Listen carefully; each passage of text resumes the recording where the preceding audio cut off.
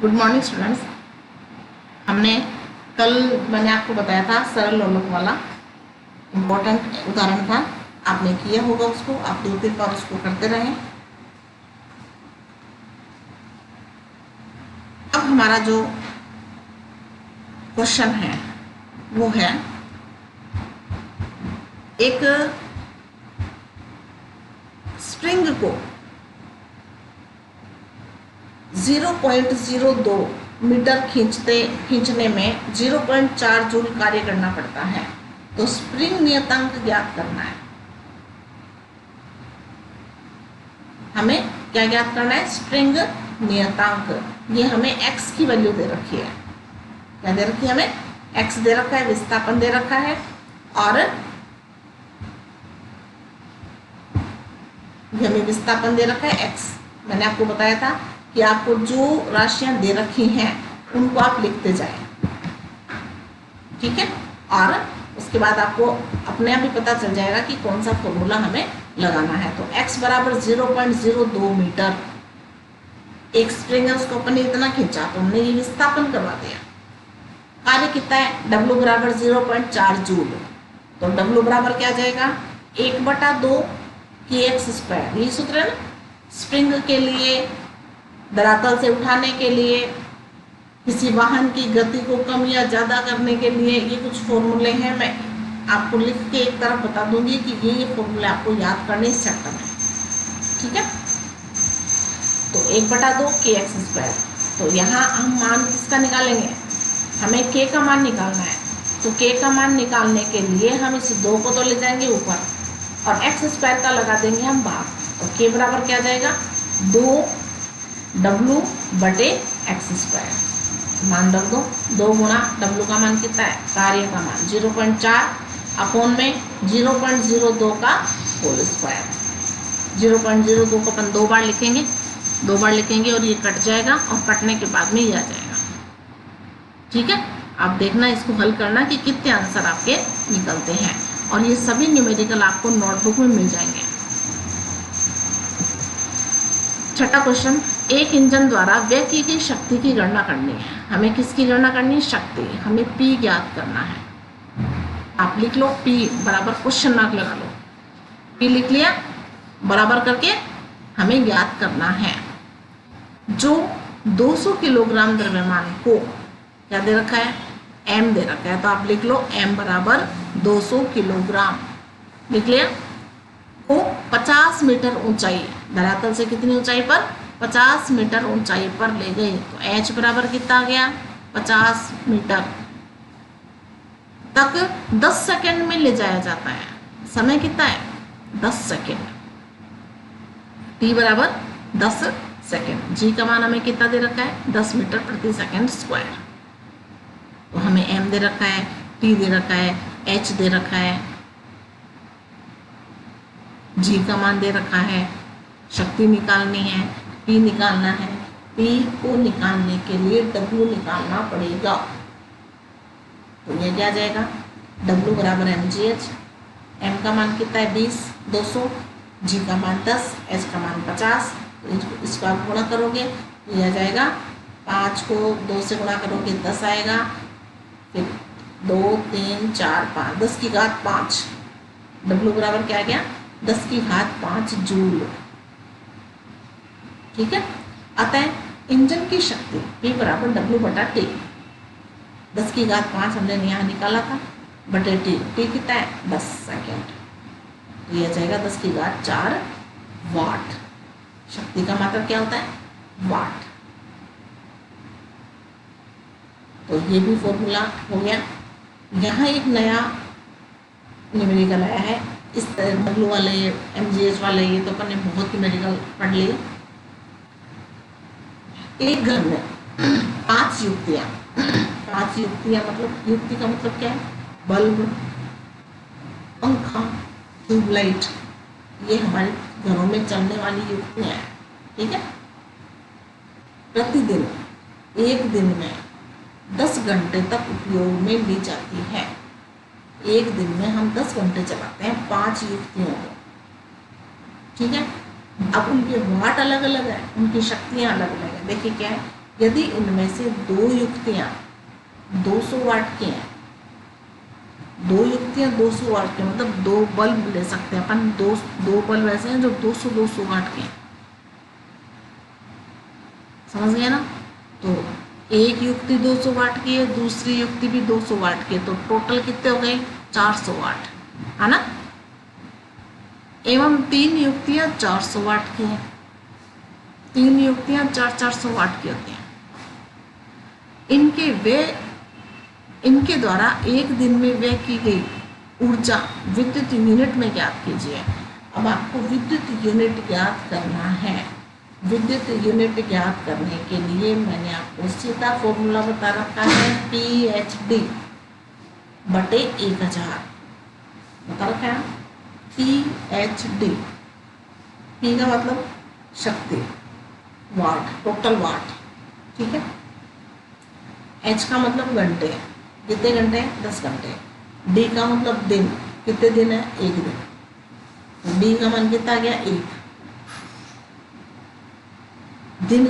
समय कितना, घंटे कितने हो गए, आवर कितने हो गए 10, ठीक है। तो H का मान 10, D का मान 1, D मतलब दिन, H मतलब घंटा। H का मान 10 है, D का मान 1 है। अब हमें P का मान ज्ञात करना है। P के मान में अगले ने दे क्या रखा है, अगले ने दे रखा है कि दो युक्तियां तो 200 वाट की हैं, मतलब 200 और 200 कितने हो गए 400 वाट, और तीन युक्तियां 400 वाट की हैं, तो 400 400 400 कितने हो गए 1200,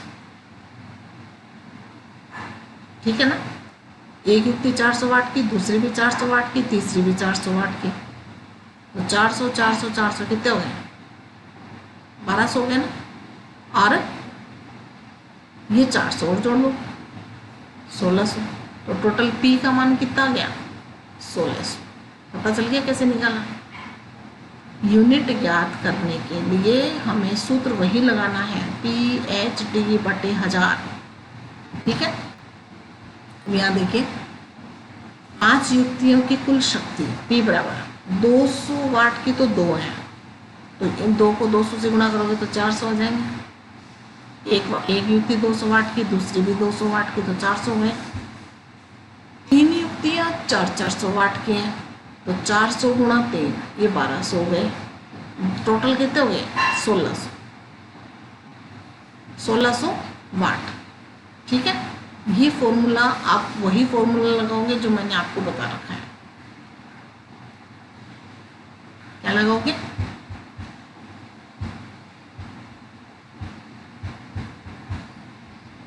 PhD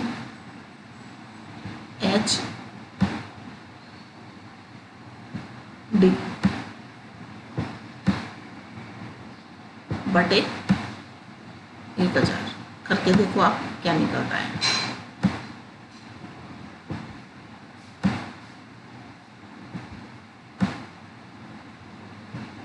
P का मान कितना है 1600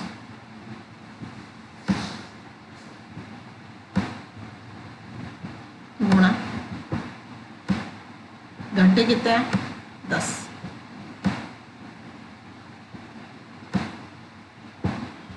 गुणा दिन कितने हैं 1, बटे में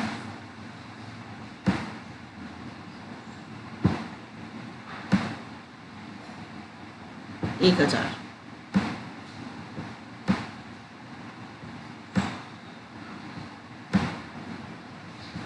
ठीक है। ये 0 इस 0 से काट दो, ये दोनों 0 इन दोनों से कट कर दो, बचा कितना 16, कितने बचे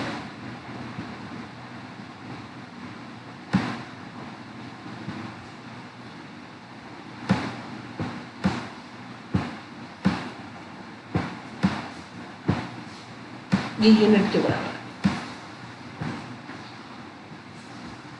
हमें न्यूमेरिकल में 30 दिन, जैसे मान लो तो 1 दिन के लिए था, अब इसी प्रश्न को चेंज करते हैं और चेंज करके ये कहते हैं कि 10 दिन या 30 दिन, 1 महीना पूरा, एक महीने में टोटल यूनिट कितने आए। एक महीने में यूनिट ज्ञात करने के लिए क्या करोगे, एक महीने में कितने दिन होते हैं, 30 दिन होते हैं ना। तो इस 16 को आप किससे गुणा कर दोगे, 30 से। यहाँ एक दिन की जगह, यहाँ एक की जगह कितना आ जाएगा, 30 आ जाएगा 30 दिन के लिए। 5 दिन के लिए पूछे तो आप 5 से गुणा कर दो। समझ में आ गया। तो ये फॉर्मूला एकदम बेस्ट है, आप कहीं भी गलती होने के चांसेस इसमें नहीं है। कुछ नहीं करना आपको, आप शक्ति निकाल लो, वाट में घंटे निकाल लो, कितने घंटे चल रहे हैं, कितने दिन चल रहे हैं, और सबकी वैल्यू यार तो यूनिट आ जाएंगे। अब कई बार क्वेश्चन में ये दिया जाता है कि 1 यूनिट का खर्चा 5 रुपए है, तो टोटल खर्चा भी ज्ञात करो। तो 1 यूनिट के 5 रुपए लगते हैं, तो 16 यूनिट के कितने लगेंगे, ये 16 है ना। तो 16 के लिए ज्ञात करने के लिए आप क्या करोगे, 5 को 16 से गुणा कर दोगे, ठीक है ना। 1 यूनिट का खर्चा 10 रुपए है, तो 10 से गुणा कर दो, तो आप कुल खर्चा ज्ञात कर सकते हैं, ठीक है। तो आप इस तरह से इस फॉर्मूले से आप इसको कर सकते हैं। 2 मीटर पर सेकंड वेग से चल रहे 40 किलोग्राम द्रव्यमान पर एक बल लगाया जाता है। एक वाहन है जो पहले से गतिशील है, u दे रखा है, प्रारंभिक वेग दे रखा है u, द्रव्यमान दे रखा है 40, ठीक है। फिर उस पर गतिशील है पहले से, उसको और धक्का दे रहे हैं, बल लगाएंगे तो क्या होगा, वेग बढ़कर 5 मीटर पर सेकंड हो जाता है। वेग बढ़ गया तो v दे रखा है, v कितना दे रखा है, 5 मीटर पर सेकंड, u दे रखा है, v दे रखा है, m दे रखा है। बल द्वारा किए गए कार्य का परिकलन कीजिए, हमें कार्य ज्ञात करना है। अब इसमें देखिए आप फॉर्मूला ढूंढिए, फॉर्मूला कौन सा देखेंगे, हमारे पास एक फॉर्मूला हमने पढ़ा mgh पढ़ा था ना, mgh। इसमें कहीं भी h नहीं दे रखा कि h ऊंचाई पर लेकर जा रहे हैं, दे रखा है क्या, तो हम mgh वाला फॉर्मूला यहाँ नहीं लगाएंगे, ठीक है। और वहाँ पर जो स्प्रिंग का जो नाम है, वो स्प्रिंग का नाम भी वहाँ पर हमें नहीं आ रहा।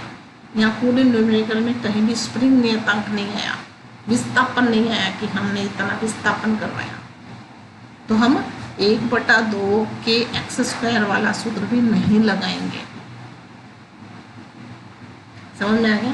तो हमें दोनों सूत्र नहीं लगाने। अब तीसरा सूत्र हमारा क्या है, तीसरा सूत्र जो हमारा है वो है गतिज ऊर्जा में परिवर्तन, कि वस्तु की गतिज ऊर्जा में परिवर्तन कितना हुआ। तो वस्तु की गतिज ऊर्जा में परिवर्तन ज्ञात करने के लिए पहले गतिज ऊर्जा कितनी थी, बाद में गतिज ऊर्जा कितनी हो गई। तो गतिज ऊर्जा के लिए सूत्र क्या है, 1/2 mv² और 1/2 mu²। तो अंतिम गतिज ऊर्जा माइनस प्रारंभिक गतिज ऊर्जा। ये सूत्र भी जब मैंने चैप्टर पढ़ाया था तब मैंने आपको बताया था, ठीक है। तो 1/2 कॉमन ले लो, सूत्र क्या लगाओगे, 1/2 mv² माइनस 1/2 mu²। इसमें से कॉमन क्या आएगा, 1/2 m कॉमन आ जाएगा, ठीक है। ये v1 और v2 लिख लो, चाहे आप u और v लिख सकते हो। 2 मीटर पर सेकंड, ये 40, ये 5, w बराबर 1/2 mu1 का mv1 का स्क्वायर, w2 बराबर 1/2 mv2। ये डायरेक्ट फॉर्मूला लगा देगा, 1/2 mv2 का स्क्वायर माइनस 1/2 mv1 का स्क्वायर। 1/2 mv2 है यहाँ पर, mv2 का स्क्वायर माइनस 1/2 mv1 का स्क्वायर। 1/2 m कॉमन आ जाएगा, तो अंदर क्या बचेगा, v2 का स्क्वायर माइनस v1 का स्क्वायर। 1/2 m का मान कितना है, 40। फिर ये बड़ा कोष्ठक आएगा यहाँ पे, यहाँ बड़ा कोष्ठक लगाओगे,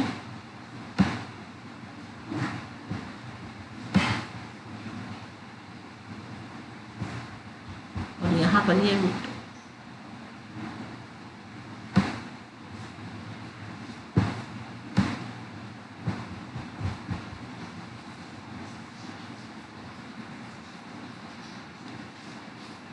5 का स्क्वायर माइनस 2 का स्क्वायर, 25 माइनस 4,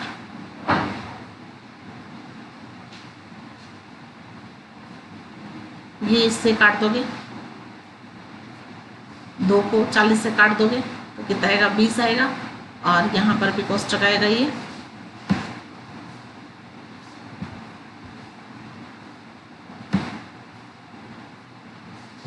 पाँच का स्क्वायर कितना होगा, 25, 25 माइनस 4 कितना आ जाएगा, 21, 25 को 4 से माइनस करोगे तो 21 आएगा। 20 गुना 21 ये 420 जूल।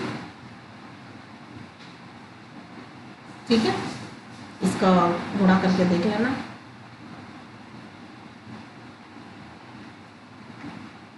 आगे समझ में, आप यहाँ सीधा फॉर्मूला लगाओगे, ये वाला, कौन सा, ये वाला फॉर्मूला आपको लगाना है, ये वाला 1/2 m u2 का स्क्वायर माइनस 1/2 m u1 का स्क्वायर। ये इतना लिखने की आवश्यकता नहीं, तीनों लाइनें मैं लिखूँ तब भी आप सही है आपका, ये लिखने की आवश्यकता नहीं है। आप डायरेक्टली फॉर्मूला लगाना, ये लिखना, ये इसकी वैल्यू लिख देना, वैल्यू लिख के इसकी कैलकुलेशन कर देना। यदि 50 किलोग्राम की एक वस्तु को धरातल से 3 मीटर ऊंचाई पर उठाया जाए तो उसकी स्थितिज ऊर्जा की गणना कीजिए। अब इस वस्तु को मुक्त रूप से गिरने दिया जाए तो वस्तु की गतिज ऊर्जा ज्ञात कीजिए जब वह ठीक आधे रास्ते पर। बढ़िया प्रश्न है। जी का मान हमें दे रखा है 10 मीटर प्रति सेकंड स्क्वायर। ऊपर से ऊर्ध्वाधर नीचे की ओर गिराई जा रही है। द्रव्यमान दे रखा है, ऊंचाई दे रखी है, हमें स्थितिज ऊर्जा याद करनी है। ठीक है, और आधे रास्ते पर लाते हैं तब उसकी ऊर्जा कितनी हो जाती है वो भी हमें ज्ञात करना है। देखिए m दे रखा है, h दे रखा है, g दे रखा है। सूत्र क्या बन जाएगा, mgh कितना आ जाएगा, इसको गुणा कर देंगे तो 1500। ठीक है, 1500 को अपन लिख सकते हैं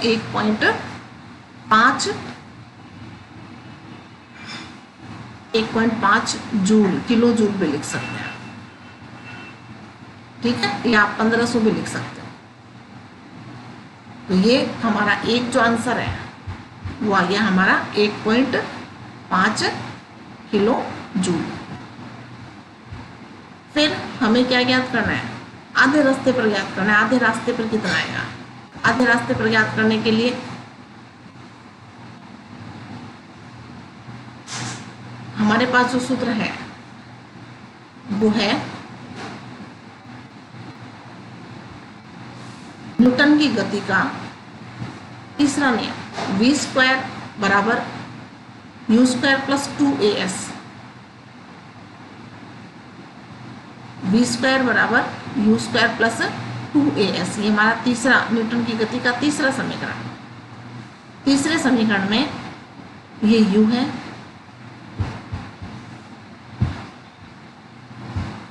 यहाँ पर ये क्या लिखा हुआ है, u लिखा हुआ है।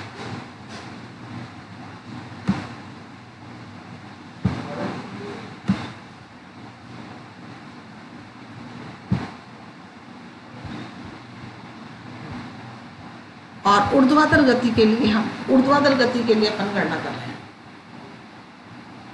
ऊपर से हम गिरा रहे हैं और ऊपर से गिराने मतलब प्रारंभिक उसका वेग कितना हो गया। किसी पिंड को ऊपर से अपन छोड़ते हैं तो उसका प्रारंभिक वेग क्या हो गया, 0, u बराबर 0। ये न्यूमेरिकल अपन ने 9th में भी कर रखे हैं। u बराबर 0, ऊपर से गिराया, ठीक है, और धीरे धीरे वेग उसका बढ़ेगा। तो u का मान तो है 0, इस u का मान क्या रख दिया हमने 0 प्लस 2, g का मान कितना है 10 और h का मान कितना है 3 का आधा। ये कह रहा है आधी दूरी पर 3 का आधा कितना हो जाएगा 1.5, पॉइंट हटाओगे तो यहाँ 10 आ जाएगा। 10 से 10 काट दो, यह आ गया 30। किसका मान है ये, v² का मान आ गया 30। ठीक है, फिर गतिज ऊर्जा निकालो 1/2 mv²। 1/2 mv² क्या होता है, गतिज ऊर्जा। 1/2 m का मान कितना है 50, v का मान कितना दे रखा है 30 दे रखा है, v² का मान। इसका स्क्वायर मत करना, ये स्क्वायर की वैल्यू है यहाँ, तो काट दोगे 15 जाएगा, 15 को 50 से गुणा कर दोगे तो 750 जूल। ठीक है, तो ये न्यूमेरिकल भी बहुत अच्छा न्यूमेरिकल है, इसको भी आप करके देखना। तो आज के लिए इतना काफ़ी है, धन्यवाद।